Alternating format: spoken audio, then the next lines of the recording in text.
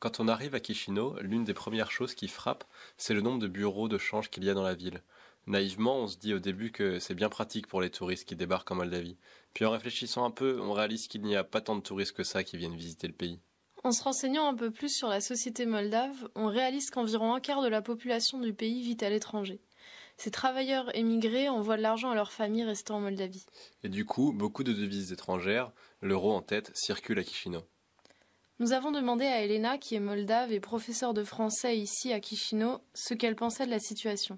En principe, là où je donne des cours à l'Alliance, le public, c'est plutôt celui qui veut immigrer au Canada. C'est déjà une réalité qu'en Moldavie, il y a beaucoup de gens qui travaillent à l'étranger, même ma mère, mon père, mon frère, ma sœur.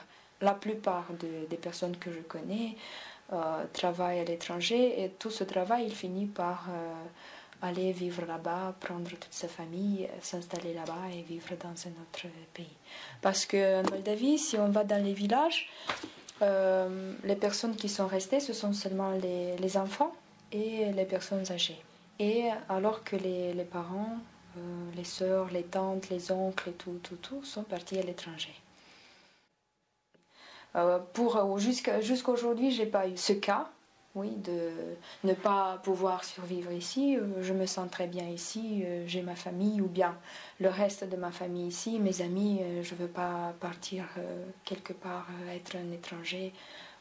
J'aime beaucoup ma profession, j'aime ce que je fais. Oui, parfois je pense aux conditions qu'on donne ici pour les jeunes, spécialement au fait qu'on n'a pas où loger ou bien où habiter. C'est pratiquement impossible de travailler, de pouvoir acheter une maison ou bien une chambre personnelle pour pouvoir vivre.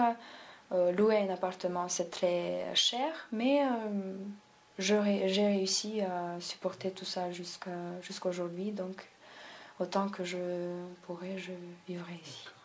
Moi, je souhaite une seule chose, que je continue à vivre ici, mais que les conditions dans le pays soient bien sûr meilleures.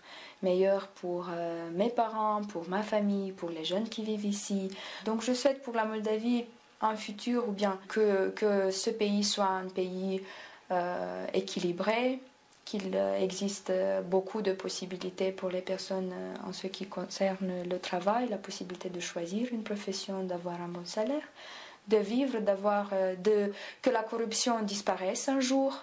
Et voilà cet équilibre qu'il s'installe ici comme dans beaucoup d'autres pays. Et si ça va se réaliser, je vais être extrêmement heureuse. On a posé les mêmes questions à Tatiana, pour qui le constat est à peu près le même. Oui, bien sûr, j'ai beaucoup d'amis, beaucoup de parentés qui travaillent à l'étranger. Même, je peux dire que de chaque famille, il y a une personne qui travaille en Italie, en Russie, au Portugal, en Espagne. Moi, comme futur professeur de français et d'italien, en ayant seulement 1200 lei, ça veut dire 100 euros, mais c'est moins. Comme salaire, c'est impossible de survivre ici. Quand seulement le chauffage central coûte 2000 lei. Voilà. C'est très difficile pour nous de s'intégrer dans l'Union européenne et on n'a pas de stratégie, on n'a pas de pensée européenne. Tout est resté comme soviétique. Si on regarde les élections de 2010 qui ont eu lieu, je peux dire que même 50% aspirent à l'intégration européenne. Mais les autres, non. Et voilà, c'est le problème de notre pays. Dans les chiffres, entre 600 000 et 1 million de Moldaves travaillent à l'étranger, pour une population globale de 3,6 millions d'habitants. L'argent envoyé en Moldavie depuis l'étranger représente entre 30 et 40% du PIB.